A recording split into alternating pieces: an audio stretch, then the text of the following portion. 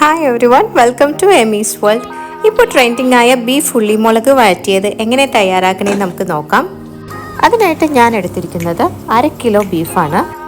ഇതിലേക്ക് ആവശ്യത്തിന് ഉപ്പ്, ഒരു ബൗൾ നിറയെ ചെറിയുള്ളി, 2 ടേബിൾ സ്പൂൺ ചതച്ച മുളക്, 1 ടീസ്പൂൺ മഞ്ഞൾപ്പൊടി, ഓയിൽ അല്ലെങ്കിൽ വെളിച്ചെണ്ണ, 2 തണ്ട് കറിവേപ്പില, 2-3 അല്ലി വെളുത്തുള്ളി ഒക്കെ ഇട്ട് നന്നായിട്ട് മിക്സ് ചെയ്യുക.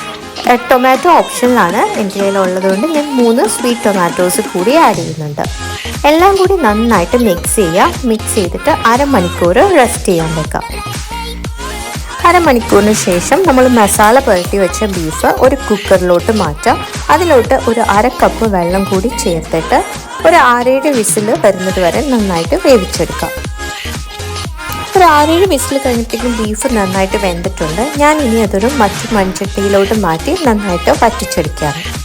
ഇനി നമ്മളൊരു മീഡിയം ഫ്ലെയിമിലിട്ട് നന്നായിട്ട് വറ്റിച്ചെടുക്കുക. അടിപൊളി സ്മെല്ലാണ്. വേറെ സ്പൈസസ് ഒന്നും ആഡ് ചെയ്യുന്നില്ല എന്നുള്ളത് തന്നെയാണ് ഇതിൻ്റെ ഹൈലൈറ്റ്. ഇതിൻ്റെ വെള്ളമൊക്കെ വറ്റി വരുമ്പോൾ ഇതിലോട്ട് നമുക്ക് കുറച്ച് മല്ലിയില കൂടി ആഡ് ചെയ്യാം കേട്ടോ.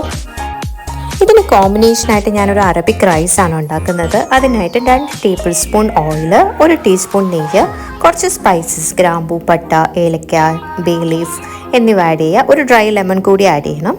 പിന്നെ ഒരു ചെറിയ സവോള ചോപ്പ് ചെയ്തത്, 3 പച്ചമുളക്, ഒരു ചെറിയ ക്യാപ്സിക്കം ചോപ്പ് ചെയ്തത് എല്ലാം കൂടി ഇട്ട് നന്നായിട്ട് വഴറ്റിയെടുക്കാം. ഇതെല്ലാം നന്നായിട്ട് വഴഞ്ഞു വരുമ്പോൾ ഇതിലോട്ട് ഒരു തക്കാളി പേസ്റ്റ് ആക്കിയത് കൂടി ആഡ് ചെയ്യണം. അതിൻ്റെ ഇടയിൽ ഞാൻ കുറച്ച് മല്ലിപ്പൊടി കൂടി ആഡ് ചെയ്യുന്നുണ്ട്. മല്ലി ഉണ്ടെങ്കിൽ നമുക്ക് മല്ലിയായിട്ട് ആഡ് ചെയ്യാം. എന്നിട്ട് ഇതിലോട്ട് 2 ചിക്കൻ സ്റ്റോക്ക് കൂടി ആഡ് ചെയ്യണം. ഞാൻ മാഗിയുടെ ചിക്കൻ ക്യൂബാണ് ആഡ് ചെയ്യുന്നത്.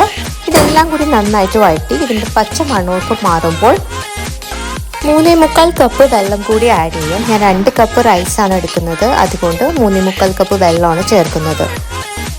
വെള്ളമൊക്കെ നന്നായിട്ട് തിളച്ച് വരുമ്പോൾ ഊറ്റി വെച്ചിരിക്കുന്ന റൈസ് കൂടി നമുക്ക് അതിലോട്ട് ചേർക്കാം. എല്ലാം കൂടി നന്നായിട്ട് മിക്സ് ചെയ്ത് അടച്ചു വെക്കാം.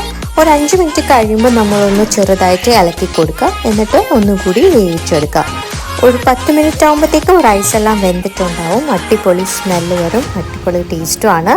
ഇതുവരെ ട്രൈ ചെയ്യാത്തവരാണെങ്കിൽ മസ്റ്റായിട്ട് ട്രൈ ചെയ്യാം കേട്ടോ.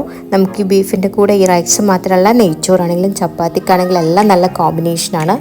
എല്ലാവരും ട്രൈ ചെയ്ത് നോക്കാം. നിങ്ങളുടെ കമൻറ്റ് ഫീഡ്ബാക്ക് ചെയ്യുക. സബ്സ്ക്രൈബ് ചെയ്ത് സപ്പോർട്ട് ചെയ്യുക.